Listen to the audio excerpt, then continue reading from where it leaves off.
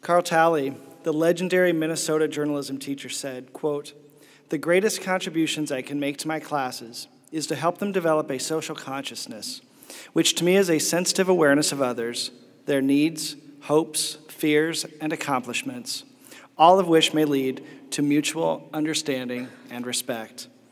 In honor of Towley's role as the Journalism Education Association's first executive secretary, the Carl Towley Award recognizes, as Mark said, someone whose work is unusually beneficial and of superior value. Former JEA Awards Committee Chair Susan Tantillo, in her nomination, said, "Robert Greenman is this someone." JEA Help has been Bob's vehicle to communicate with JEA members across the country on a regular basis as our window into the New York Times, as our conduit for exposing our students to national stories and helping them with localization, and as a voice of reason in matters of advisors, students, and freedom of expression issues. Recruiting others to support this nomination was easy. Choosing how to present a full picture of Bob's many contributions, that was difficult. For someone who has authored 2 books about words that make a difference, we had to find just the right words to show how he has used his lifetime to make a difference. In 1968, Bob was handed the James Madison newspaper by his previous advisor, who was going to another school. He accepted it because he liked young people, he liked writing, and he saw an opportunity to improve the role of the newspaper in the school. He had never taken a journalism class, never worked in journalism, never was on his high school paper, and had never written anything but a letter to the editor. But once he got the paper, he discovered he had an affinity for journalism, and he studied the New York Times in the way a botany student studies flowers. Nick Ferentinos wrote, quote, "Bob's love for the Times is exceeded only by his passion for diversity, focusing on the needs of often overlooked students of color. Bob argued for diverse staffs when they were a rarity, even in schools with large numbers of students of color, opening the doors to journalism programs for students who had been historically marginalized and underserved. He urges journalism teachers to seek out students of color, even if their skills are not yet fully developed, so staffs reflect more accurately the racial makeup of their school." A fixture on the JEA listserv, Bob's posts from the New York Times have helped inspire thousands. And those of you who remember back in the early days of JEA Help, probably the only topic more pervasive was Krispy Kreme donuts. I met Bob in 2001 at the first ASNE Institute at Ball State University. I'd taught 4 years and was starting to get the hang of journalism advising.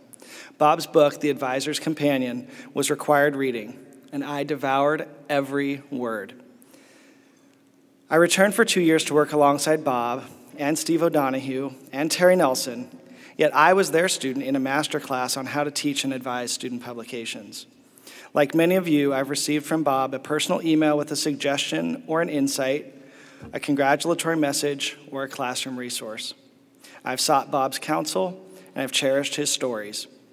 And just as deserving of this award is Carol Greenman, Bob's charming wife and writing partner of more than 50 years, who has collaborated on and supported his many projects.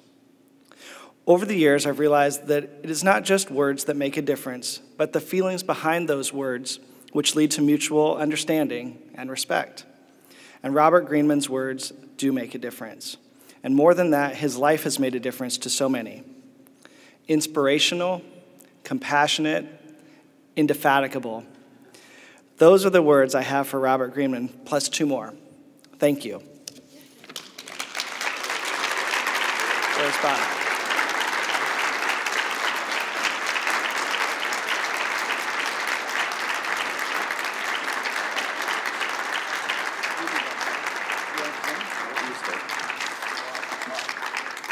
The stairs are over here.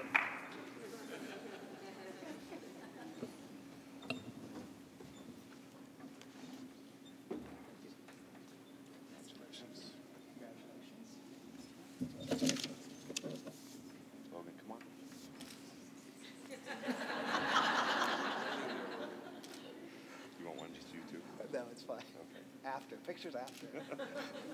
Let the man talk. All right. We will. There you go. That's cool. Thank you, everybody.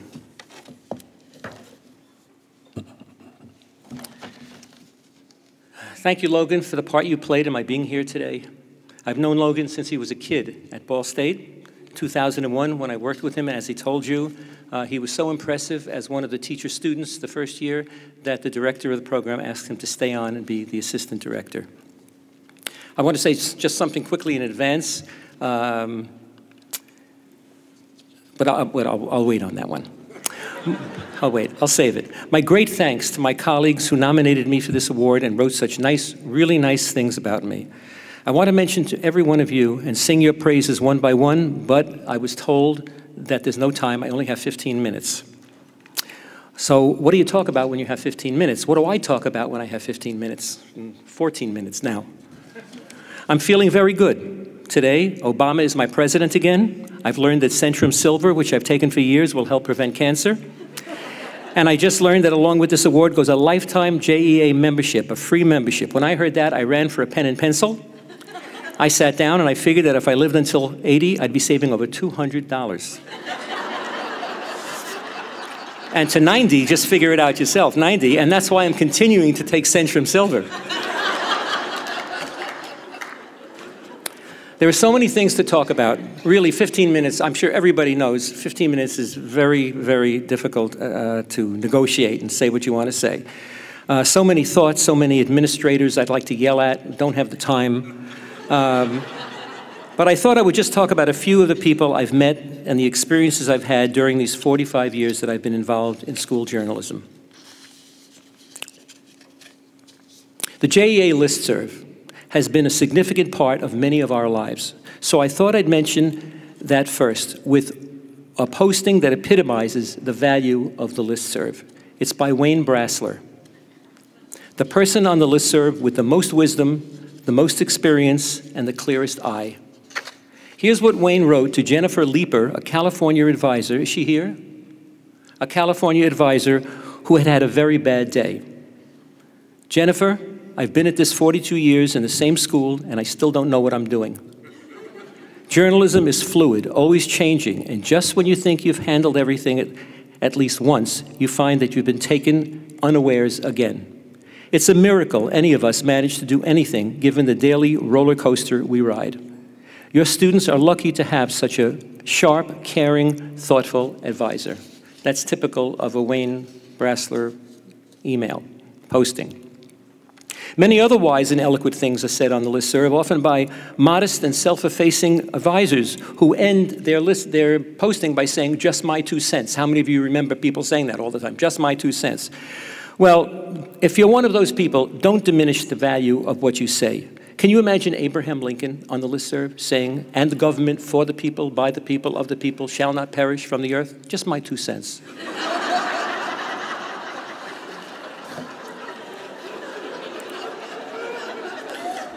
My favorite listserv posting, however, is one that has appeared several times. Hi, everybody. I'm a brand new advisor. Will you please send me everything you know about advising?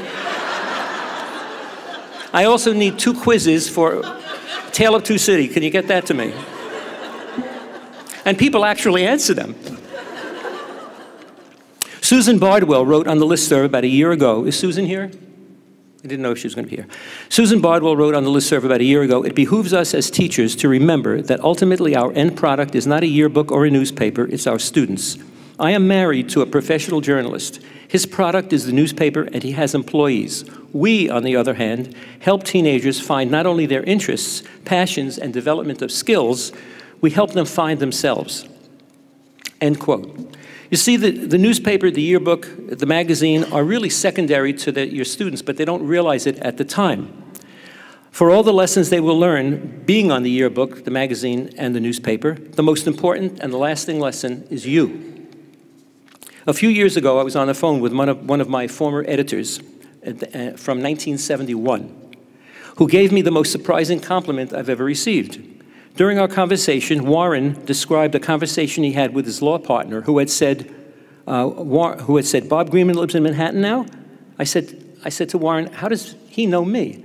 And Warren said, everybody who knows me knows you. We are different from all other people in the education world. What other job requires that if you do it well, your colleagues stop talking to you?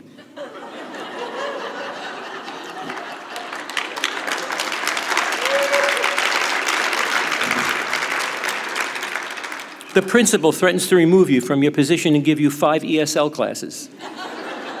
The coaches of the sports teams threaten to beat you up in the name of every kid on the team if he doesn't appear in every issue of the paper. We're so different from our colleagues. What? You just go to your class each day and teach? Nobody hates you? Your colleagues talk to you? You eat in the teacher's lunchroom? With teachers? You've never been afraid of being fired? Would you raise your hands, please, if you've ever been afraid of being fired from your position as an advisor? Okay. Thank you. It's also a test, not for us, but for our spouses. How much can they put up with? How many nights can we stay away? How many days can we miss dinner?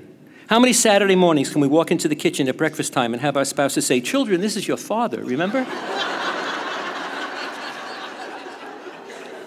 So, as with all of you, the hero of this in my life is my wife, Carol. And everybody here knows what I'm referring to, even if you've never met her or me, because everyone knows that there should be a mass award for the spouses and partners of advisors who show such great forbearance, and who, as in my case, didn't throw her spouse out. So Carol, take a bow.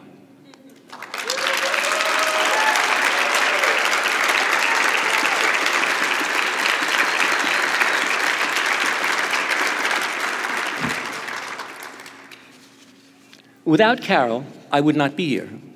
Many people say that figuratively. I say it literally. So I'm going to tell you one of my most important JEA stories. In 1993, this is the first time anybody will talk about this particular subject ever here, I was taking a shower. How many of you took a shower? No, just kidding. And as I was taking a shower, I felt a little bulge on my abdomen, and I thought to myself, well, I have a hernia. Everybody at middle age, most middle-aged men get a hernia, and we had just been talking about it at a dinner I was having with some men, and I thought to myself, well, I'll get it taken care of, because this was on a Thursday. On Monday or Sunday, I was leaving for an Oklahoma State Convention run by Laura Schaub, and when I left that, I was going to a JEA convention in California. So I had a whole week of conventions. Carol worked as the manager of a radiology office, and she knew everything there was to know about CAT scans and health. And she said, Bob, before you go away, I want you to take, today, I want you to go to Dr. So-and-so and ask him for a recommendation for a CAT scan, because you could have a strangulated hernia and that can kill you. So that night, Thursday night, I went to the doctor, who had had already, at 10 o'clock at night, 60 patients that day. He gave me a perfunctory examination and said, yes, you have a hernia. Here's the name of a surgeon, and you'll be okay. I said, no, Doc, Carol would like me to have a recommendation for a CAT scan. And he knew her because he referred patients to the office. And he said, why? Why do you want a CAT scan? I said, well, she just feels it would be a good idea. He said, okay, but I don't think you need it. He gave me he gave me the recommendation. The next day, Friday, I went into Carol's office. I took the CAT scan. Then I went home and I started working on a New York Times curriculum guide. I had been retired by that time. About a half hour later, Nessun Dorma is playing with Luciano Pavarotti singing it, and Carol runs into the house screaming, Bob, you have cancer! And she runs over to me, hysterical, and puts her arms and hugs me, and I look down and I said, Carol, I have a convention on Monday. She said, you're not going to any convention on Monday. And she had me at a surgeon the next day, and I was in a hospital the next day, Mother Cabrini Hospital, which Catholic hospital never seemed so great to me in my life, with the Cabrini on the wall. I still have a medal from Mother Cabrini hanging in my house. I had for 3 days, I had tests. The 4th day, on Wednesday, I had an operation, and the surgeons took out a 2-pound tumor from my body. I had non-Hodgkin's lymphoma. That's why I say this is not figurative, this is literally how Carol saved my life. And it's sad to think how many people don't know something like that to be able to tell a person they know, make sure you get the x-ray. Anyway, after that and chemotherapy, I was fine, and I went home, and that's the end of that story. But there's a sequel to that story. About a year and a half later, I was getting ready to go to a journalism convention in Dallas. And I had a lot of pains over in the same spot. But they were just piercing pains. They would go away. In fact, when I talked, it would go away. And I decided I was going to go to the convention. I don't even know if I mentioned the pains to Carol. I don't know. She's a dangerous person to mention pains to. I went to the convention, and I always go to conventions a day or two earlier so I can see the sights before the convention. So I went to Dealey Plaza, and I saw the book depository and the scene of the assassination, and the pain started growing worse. It got really bad.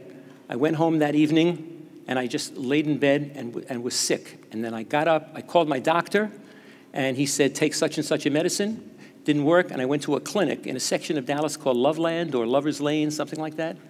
Yeah, an all-night clinic, and they sent me back with something else, and I went to bed. I was sick all night, the worst illness I have ever felt. I didn't feel sick at all when I had cancer, but this I felt sick at. I wake up in the morning, I get dressed with my jacket and tie because I had volunteered to do 6 sessions at that convention.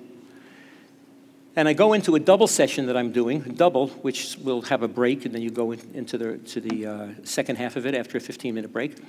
And I'm standing up at a podium like this, and I'm leaning over because I can't stand up straight. It hurts so much.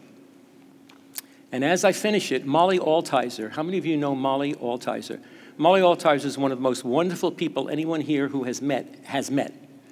And she came up to me, I knew Molly from previously, and she said, Bob, you can't continue, you're sick. I said, I have to finish this. She said, I'll finish it. You go back to your room and lie down, and I will finish this. So she took the notes. Fortunately, I had a handout with pretty good notes, and she finished it. She came back to the room, and she looked at me. She said, Bob, you're going home. I said, I can't go. She said, you're going home. I needed another Carol in that room. You know, you're going home. And what she did was then pack my bags, call the airline and have a fight with them over changing my reservation, sit down with me and go over all my other lectures, my other talks, which she then gave when I was gone, and ask Kemp, where's Kem? Kem, are you here? Kem Brosman, otherwise known as Kem Brosman, drove me with Molly to the airport. I got home the next day. I was operated on. I had what the problem was a blocked intestine from the first operation. It was a scar tissue. You know about that. Anyway, I got better from that, and I will never forget that experience that I had with Molly. And it turns out that the 2 most dramatic experiences I've ever had at a JEA conference were medically involved. I'm looking for one more thing here, and if you'll forgive me, well, I don't need it. I don't need it. What I should conclude with is the fact that when you belong to JEA, you never know who's going to become your friend and how that friendship will work out. It was a wonderful, it may sound a little bit sick to say this, but those experiences, both the one with Carol and the one with Molly, they were good experiences. They were life experiences, and that made me grow as a person.